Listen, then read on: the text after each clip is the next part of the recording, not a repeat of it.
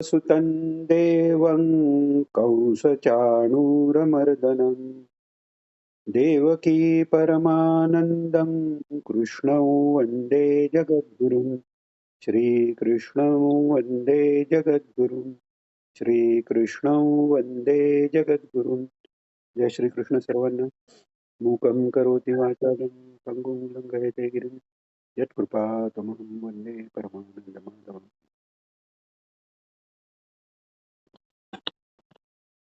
काल आपण 9व्या अध्यायाला सुरुवात केली. त्याच्या आधी 8व्या अध्यायातल्या काही शंकेला आपण शंका होत्या तर त्याच्याबद्दल थोडंसं जास्त डिस्कस केलं आणि काल 4थ्या श्लोकापर्यंत आपण आलो होतो. तर 4थ्या श्लोकात 8व्या अध्यायाच्या भगवान म्हणतात की मया ततमिदं सर्वै जगदव्यक्तमूर्तिना मत्स्थानी सर्वभूतानि न चाहन्तेष्वस्थितः. त्याचा काल आपण थोडासा अर्थ पाहिला. अर्थ बघतानाच वेळ मध्ये संपली, त्यामुळे कुठपर्यंत आपण ऐकलं असेल माहिती नाही, म्हणून थोडंसं आपण रिवाइज करू. एखादं उदाहरण अधिक घेऊ आपण. तर जसा हे हे सर्व जगत आहे ते अव्यक्त मूर्तीना म्हणजे या अव्यक्त अशा अ, परमात्म्याकडून म्हणजे माझ्याकडून असं भगवान म्हणतात. त्यांनी सर्व सर्व व्याप्त आहे म्हणजे सर्वत्र मी सच्चितानंद. त्याच्यामध्ये सत या पदाचा अर्थच आहे की अ, ज्याचा कोणत्याही काळात कोणत्याही देशात अ, सर्वत्र सर्व काळी एक स्वरूप असणारा असा तो सत किंवा विष्णू आपण म्हणतो. विष या धातूचा अर्थ व्यापणे. तर सर्वांना व्यापून राहणारे ते विष्णू. तर अशा रीतीने मी सर्वांना व्यापून आहे. मत मत्स्थानी सर्व भूतानी म्हणजे माझ्या ठिकाणी सर्व भूतांचा वास आहे. न चाहन तेषु अवस्थिता म्हणजे मी त्यांच्या ठिकाणी नाहीये. आता हे वरकरणी जरी विरुद्ध वाटलं तरी त्याचं एक साधं उदाहरण घेऊन आपल्याला हे कळू शकेल की समजा आपण एका भांड्यात पाणी ठेवलंय. तर आपण म्हणू की पाणी ते त्या भांड्यात आहे. इथपर्यंत ठीक आहे. पण समजा आपण ते भांड रिकामं केलं आणि नंतर जाऊन समुद्रात ते भांड बुडवलं, टाकून दिलं. तर तेव्हा आपण असं म्हणू का की ते भांड्यात पाणी आहे? नाही. त्या भांड्याच्या आत बाहेर जेव्हा सगळीकडेच पाणी असतं तेव्हा ते भांड पाण्यात आहे असं म्हणतात. तर त्याप्रमाणे हे सगळं जे सर्व भूत आहेत, भूत म्हणजे जे झालेले म्हणजेच जे पंचमहाभूतांच्या पंचीकरणानंतर जे काही तयार झालंय अ, ते सगळं हे त्या सर्वव्यापी परमात्म्याच्या ठिकाणी आहे. इव्हन आकाश तत्वही आकाश आपल्या दृष्टीने सर्वव्यापक आपल्याला वाटतं. पण प्रत्येक ब्रह्मांडाचं आकाश, इतकी आकाश सगळी आहेत आणि ती सगळी अनंत आहेत. आणि त्यांनाही व्यापणारं असं हे परमात्म्याचं स्वरूप आहे. त्याची आपल्याला गणना अनंत या शब्दातही करता येत नाही, इतकं ते व्यापक असं आहे. तर हा याचा सरळ अर्थ आहे. किंवा आपण असं बघितलं की अ, एखादं अ, साखरेचा आपण समजा ढीग केला, तर त्या साखरेच्या कणांच्या मध्येही हवा आहे. तर ती साखरेमध्ये हवा आहे म्हणायचं की त्या ॲटमॉस्फिअरमध्ये म्हणजे त्या हवेतच साखर आहे म्हणायचं.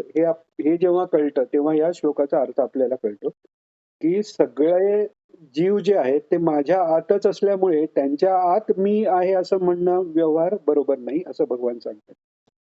जेव्हा भगवान कधी-कधी काय होतं, की गीतेतले 2 वेगळ्या अध्यायातले 2 वेगळ्या उद्देशाने सांगितलेल्या श्लोकांचे एकत्रीकरण करून लोकं कन्फ्यूज स्वतः होतात, दुसऱ्यांना करायला घेतात. तर अ, अ, म्हणजे जेव्हा भगवान म्हणतात, की "मी हृद्देशे अर्जुन तिष्ठतु" म्हणजे मी सगळ्यांच्या हृदयात राहतो.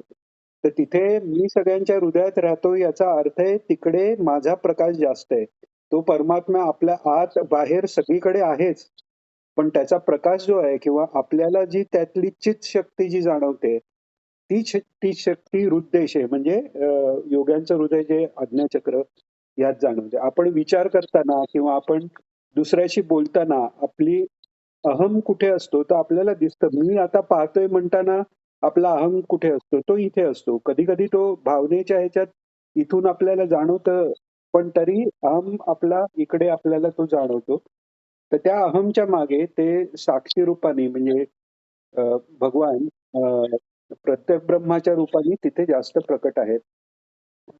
अ, याला आपण मागेही बघितलं, की घटाकाश आणि मठाकाश आणि पूर्ण आकाश. तर घटाकाश म्हणजे घटातलं जरी आकाश असलं, प्रत्यक्ष ब्रह्म, तरी म्हणजे आतच फक्त आहे असं नाही. आत बाहेर आहे म्हटल्यावर ते ज्ञान झाल्यावर म्हणजे आधी जे भगवंतांनी सांगितलं, ते त्या ज्ञानाच्या लेव्हलपर्यंतची गोष्ट सांगितली. आता हे स्वतःच्या सर्वव्यापी स्वरूपाचं जेव्हा ते उदाहरण देत आहेत, तेव्हा ते अ, अजून एक्सप्लेन करून सांगतायत, की आत जो भाग दिसतोय तो खरा आत नाहीये. तुमच्या आत बाहेर मीच आहे.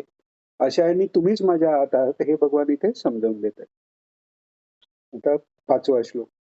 तेच पुढे आता भगवान 5व्या 6व्या श्लोकात उदाहरण देऊन एक्सप्लेन करणार आहे. न च मत्स्थानि भूतानि पश्य मे योगमैश्वरम् भूतभृन्न च भूतस्थो ममात्मा भूतभावनः. आता इथे मजा अशी आहे की अ, थोडंसं उपनिषद किंवा वेदांत किंवा ज्ञानाचा थोडाशी बॅकग्राऊंड असणं आवश्यक अशाकरता आहे, की त्यांनी ईश्वराचं खरं रूप समजून त्याच्याबद्दलचं प्रेम अजून आपल्याला वाटतं. जे म्हणतात आम्हाला ज्ञान-बिन माहिती नाही, फक्त भक्ती, असं जर कोण म्हणत असेल, तर त्याचा एक अर्थ असा आहे, की ते ज्ञानाच्या पुढे गेलेले आहेत. जसं गोपी गेल्या, की त्यांना ज्ञान कोणाचं तरी माईक चालू आहे, तो बंद करू शकता का? आवाज येतोय मागून.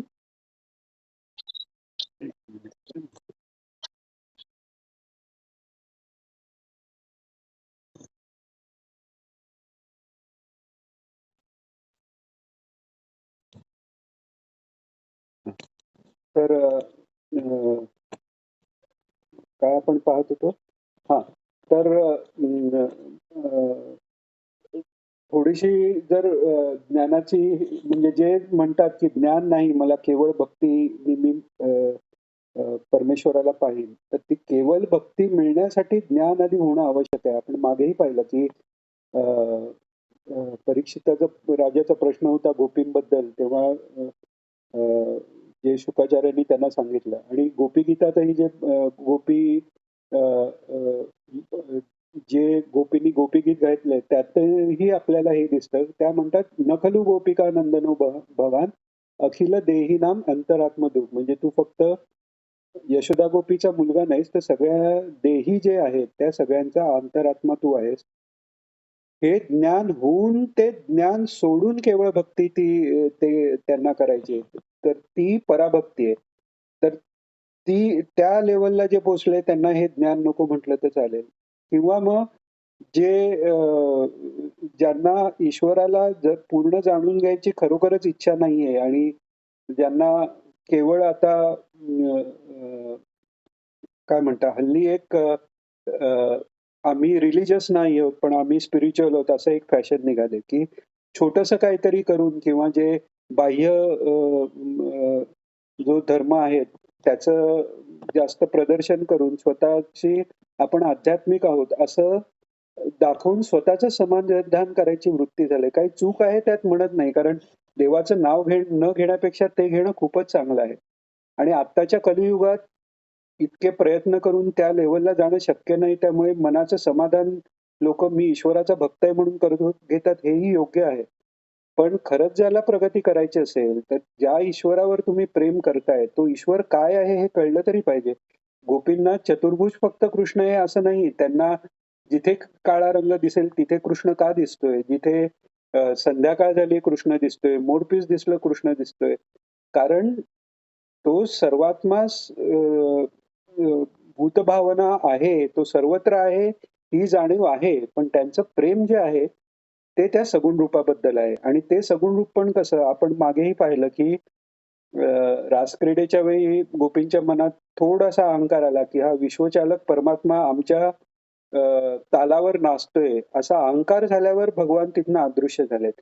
आता भगवानांना त्यांना शिक्षा करायची किंवा त्यांना त्यांची परीक्षा पाहायची असं आपण म्हणतो, पण तसंही नाहीये. जिथे अहंकार आला तिथे ते रूप दिसूच शकत नाही, राहूच शकत नाही.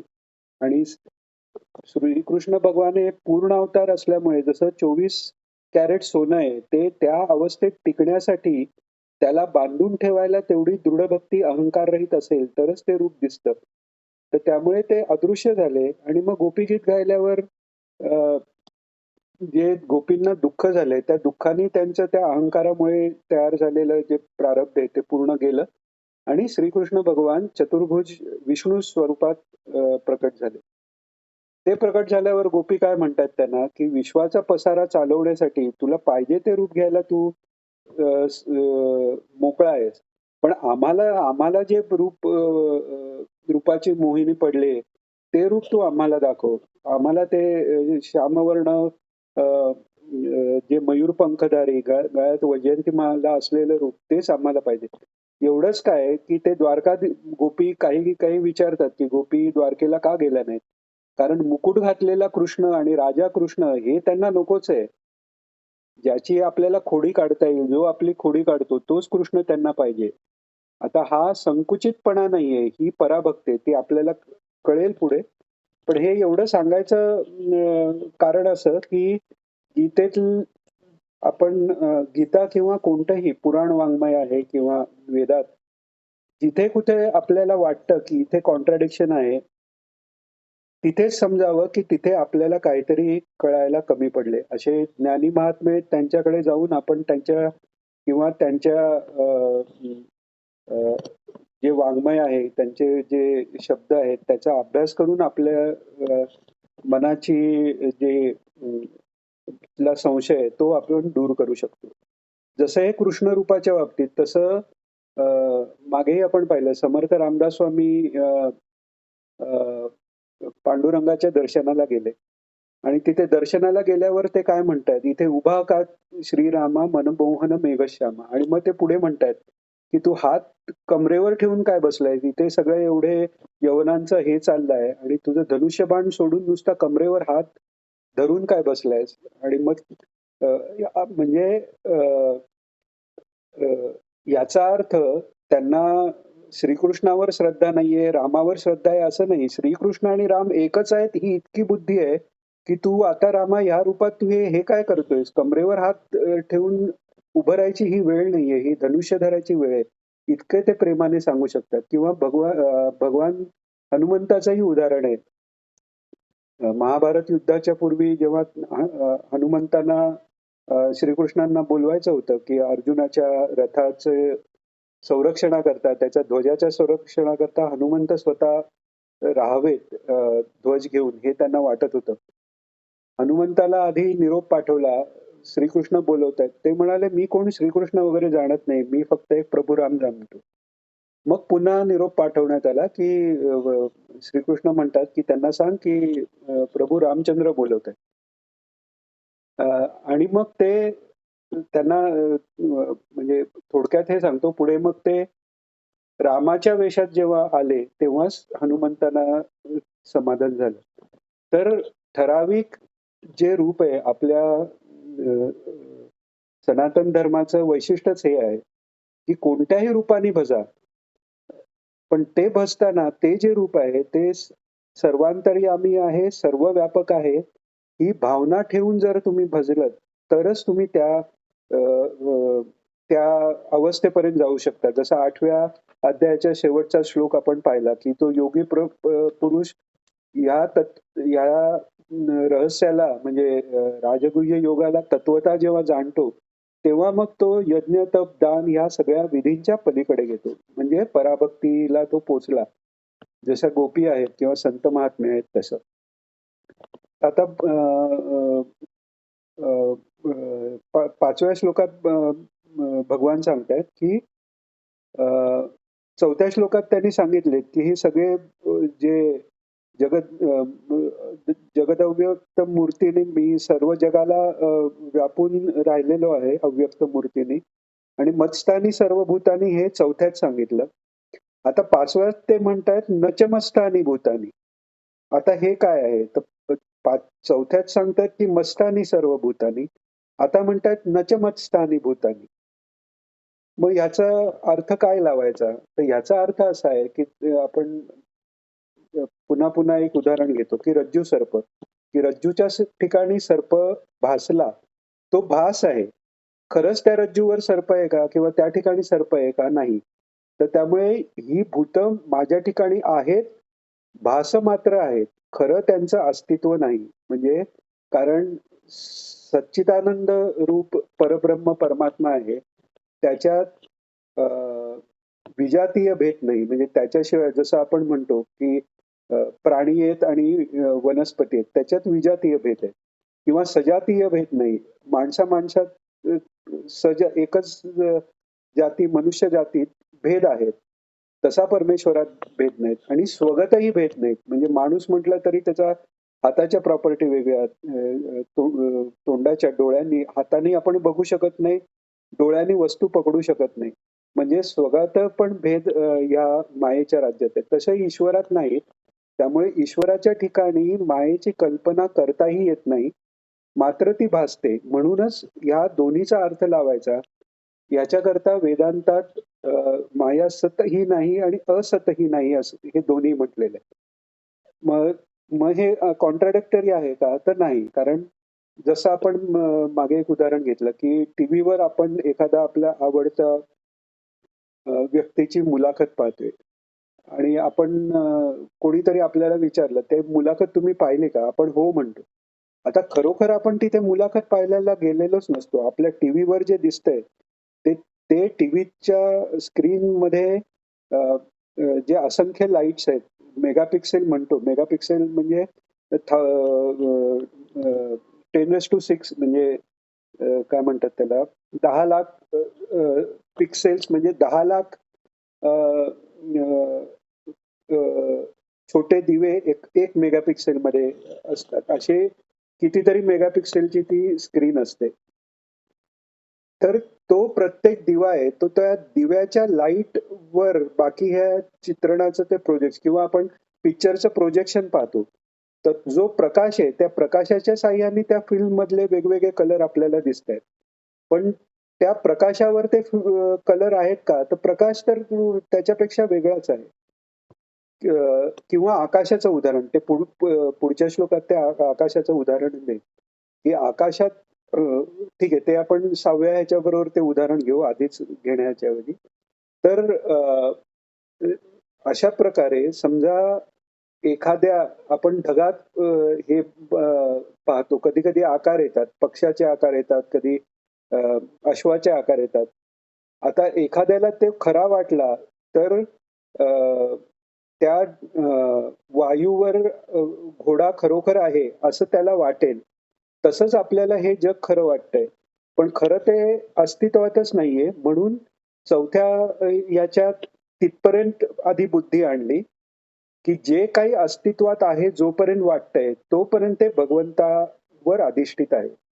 आणि त्याच्यापुढे तुम्ही गेलात, तर जसं रामदास स्वामींनी उत्तर दिलंय, जेव्हा एकाने विचारलं त्यांना, की मुळात हे जग निर्माणच का केलं ईश्वराने? एकोहम बहुश्याम ही आलीच कशी संकल्पना? तर त्याच्यावर रामदास स्वामींनी उत्तर दिलं, की "अगाजे झालेची नाही त्याची वार्ता पुसली काही." म्हणजे जग हे झालंच नाहीये, तर त्याच्याबद्दल विचारतोस तू काय आणि आपण सांगायचं तर काय?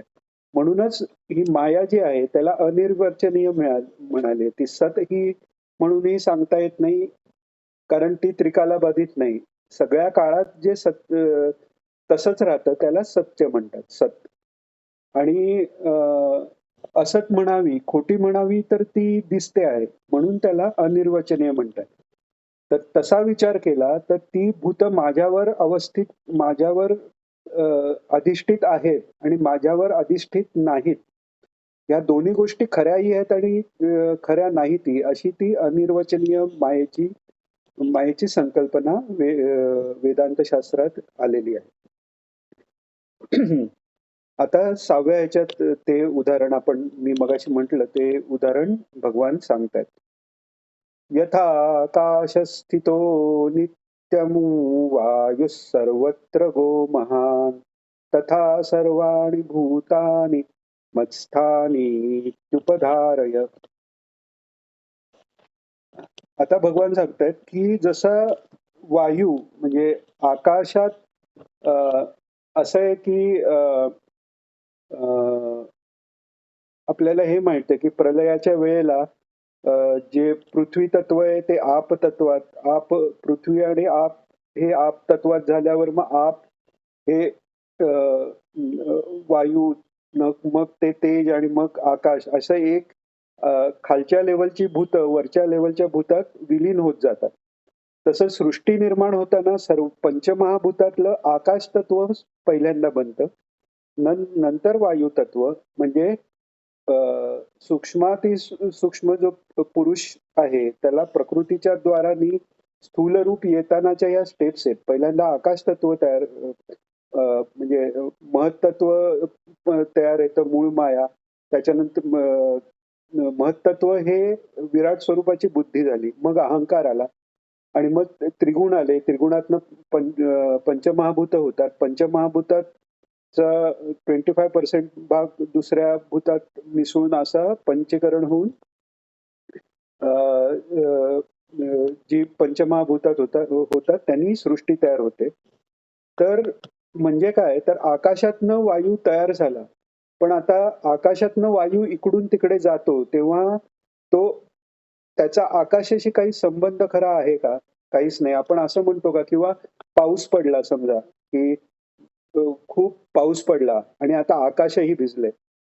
हवा ओलसर झाली आपण म्हणू शकतो. वायूत थोडंसं पाण्याचे बाष्पीभवन होऊ शकतं. पण आकाश भिजले हा व्यवहार कधी आपण करत नाही. किंवा वायूने आकाश सुकलंय किंवा वायूने आकाश हललंय असं काही होत नाही. आकाश आहे तिथे आहे.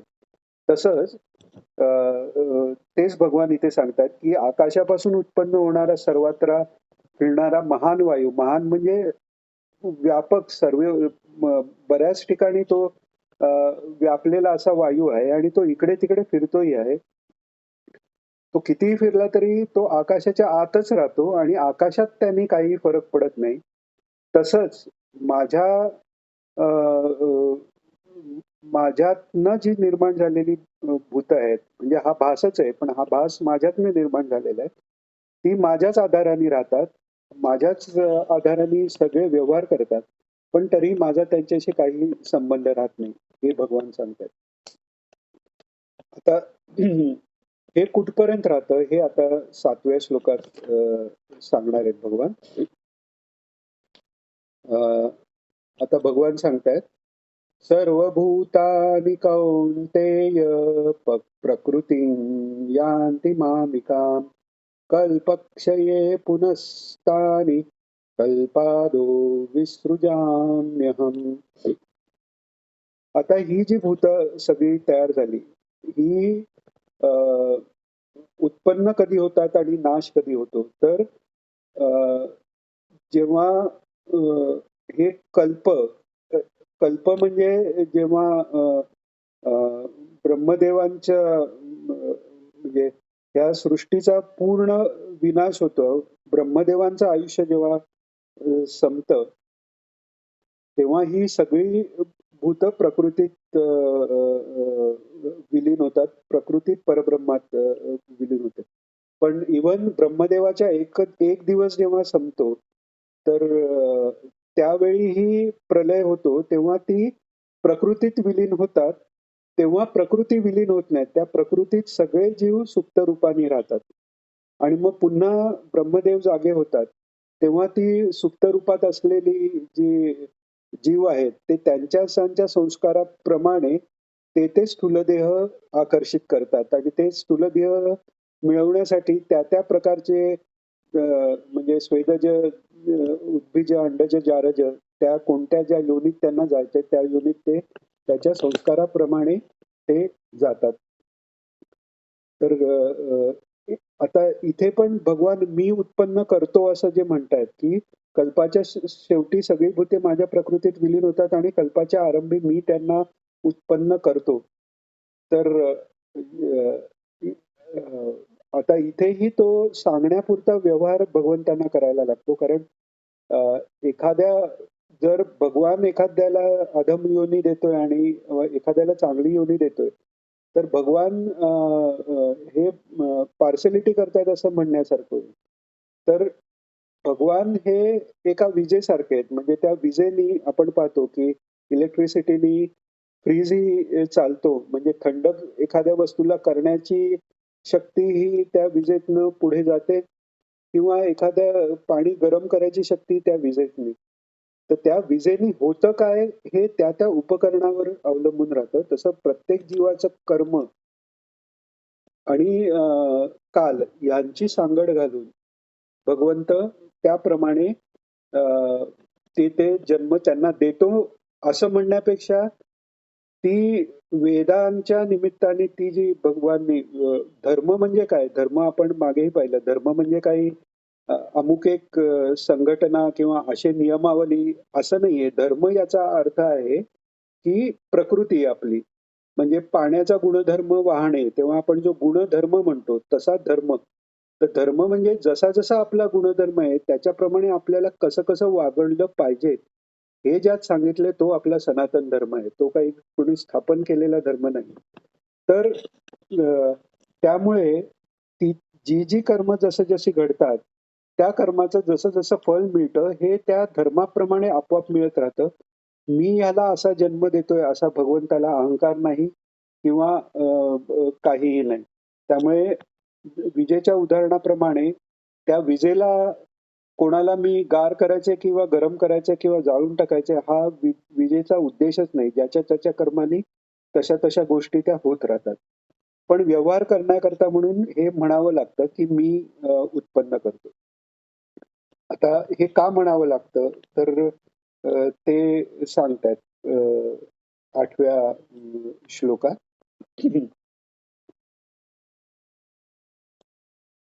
प्रकृतिं स्वामवष्टभ्य विसृजामि पुनः पुनः भूतग्राममिमं कृत्स्नम् अवशं प्रकृतेर्वशात्. म्हणजे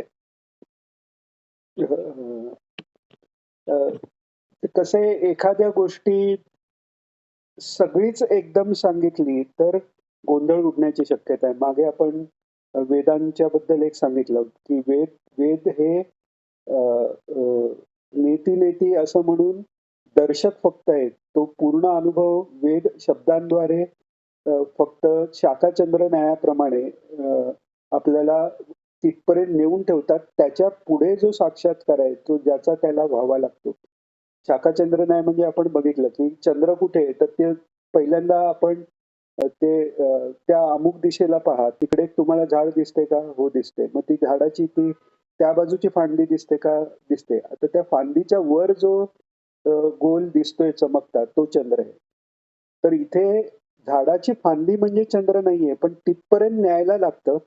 त्याप्रमाणे भगवान आधी पहिल्यांदा सांगितलं सगळे भूत माझ्यावर मी सगळ्या भूतामध्ये. मग सांगितलं माझ्यावर काही भूत नाहीयेत. असं करत हळू ते अनिर्वचनीय माया, प्रकृती हे काय आहे याचं हळू ओळख करून देतायत आता पुढच्या श्लोकात. तर इथे आता भगवान सांगतायत, की माझ्या मायेचा अंगीकार करून प्रकृतीच्या ताब्यात असल्यामुळे पराधीन झालेल्या या सर्व भूत समुदायाला मी वारंवार त्यांच्या कर्मानुसार उत्पन्न करतो. हे भगवान आता 8व्या श्लोकात सांगतात. आता पुढे 9वा श्लोक. न च मान्तानि कर्माणि निबध्नन्ति धनञ्जय उदासीनवदासीनम् असक्तन्तेषु कर्मसु. ह्या अध्यायालाच राजविद्या राजगुह्य योग आणि गुह्यात गुह्य गोष्ट जे भगवान सांगतायत ती गुह्य गोष्ट कळण्यासाठी एक सोपी युक्ती अशी आहे की एका पुढच्या एका श्लोकात वरकरणी जो विरोधाभास दिसतो त्याच्यात एकत्व आणणारं जे तत्व ते त्या 2 श्लोकात आपल्याला कळत गेलं तर आपला तो गुह्ययोग निदान शाब्दिक तरी कळला असं म्हणायला हरकत नाही. अर्जुनाला तर भगवंताने सुरुवातीला सांगितलं ज्ञान विज्ञान सहितम, म्हणजे तुला नुसतं याचं शाब्दिक ज्ञानच नाही, विज्ञान म्हणजे त्याचा अनुभवही मी देणार आहे. आपल्याला जरी तो अनुभव नाही आला तरी निदान हे शाब्दिक कळायसाठी ही एक युक्ती आहे, की या एका पुढच्या एका श्लोकात जे विरोधाभास जो वाटतोय, तो विरोधाभास कसा नाहीये याचा जर विचार केला आणि त्यातलं खरं तत्व कळलं, तर तो गुह्ययोग थोडा आपल्याला समजला म्हणायला हरकत नाही. तर इथे भगवान म्हणतात नचमांत आणि कर्माणी, म्हणजे आता इथे पुन्हा धनंजय म्हणतात. धनंजय म्हणजे आपण मागे बघितल्यासारखं धन म्हणजे शत्रूंना हलवून धन ताब्यात घेणारा म्हणून धनंजय हे म्हणतात. पण धनाची व्याख्या आपल्या धर्मात फार मोठी आहे. बाह्य धनापेक्षा ही विद्याधन, ज्ञानधन, तपोधन महात्मा आहे आपण म्हणतो. तर हे एकापेक्षा एक वरच्या पातळीवरची धन आहे. तर असा हा सात्विक संपत्ती ज्याने मिळाले, 16व्या अध्यायात भगवान सांगणार आहेत की अभिजातोसी पांडव म्हटलंय, म्हणजे ही तू माशुच म्हटलंय, म्हणजे ही सात्विक संपत्ती जी मी सांगितली ती तुझ्यात म्हणजे अगोदरच तुझ्यात आहे, त्यामुळे तू काही काळजी करू नकोस हे भगवंतात सांगतात. त्यामुळे धनंजय त्यांनी जय कोणत्या धनाचा घेतलाय तर त्या सात्विक संपत्ती जी आहे, आपण म्हणताना ही असुरी संपत्ती, सात्विक संपत्ती, संपत्ती म्हणजे धन, तर ते जे सात्विक धन ज्यांनी मिळवलेलं आहे असा तू धनंजय आहे. म्हणजे पुन्हा त्याला तुला हे का कळेल, कारण तू ती सात्विकतेच्या परमावधीला पोचल्यामुळे सात्विक गुणाच्याही पलीकडचं जे हे ज्ञान आहे ते तुला कळायला सोपं जाईल. हे ते धनंजय असा संबोध करून जाणून देतात. तर नचमांत आणि कर्मांनी निबंधंती धनंजय, म्हणजे हे धनंजया त्या कर्मात आसक्ती नसलेल्या व उदासीनाप्रमाणे असलेल्या मला म्हणजे परमात्म्याला ही कर्म बंधनकारक होत नाहीत. म्हणजे त्याच्यात त्यांची मी करतो ही वृत्तीच नाहीये. म्हणजे मागच्या श्लोकात जे म्हटलं की विसरू जा मी पुनः पुन्हा, पण हे विसरू जा मी पुनः पुन्हा हे म्हणून सुद्धाही तो अहंकार नाहीये. तर ही ती अवस्था आहे, ती कर्म मी करतो किंवा कर्म चालले आहेत हा अहंकारच नाहीये, कारण त्याच्या दृष्टीने हे चाललेलं काही नाहीच आहे. त्याच्या दृष्टीने परमात्मा आणि जीवात्मा याच्यात अहम ब्रह्मास्मी किंवा तत्वमसी इत्यादी जी वेदांतातली ब्रह्मवाक्य, ब्रह्माचं ज्ञान करून देणारी वाक्य आहेत, त्याचा अर्थ करतानाही तोच आहे की अल्पज्ञत्व आपलं आणि परमात्म्याचं सर्वज्ञत्व बाजूला टाकलं. आपलं अल्पशक्तिमत्व, परमात्म्याचं सर्वशक्तिमत्व हे बाजूला सगळं ठेवलं तर उरलेलं ते सच्चिदानंद घन रूप एकच आहे. तर त्यामुळे भगवंत जो आहे तो त्रिकालाबाधित सच्चिदानंद स्वरूप आहे आणि त्याला कुठेही तो भास नाही. तर त्यामुळे तो त्याच्याबद्दल उदासीन आहे. आता उदासीन म्हणजे उद आसीन, या सगळ्याच्या आसीन म्हणजे बसलेला किंवा स्थित असलेला, उद म्हणजे त्याच्याही वर, या सगळ्याच्या वर.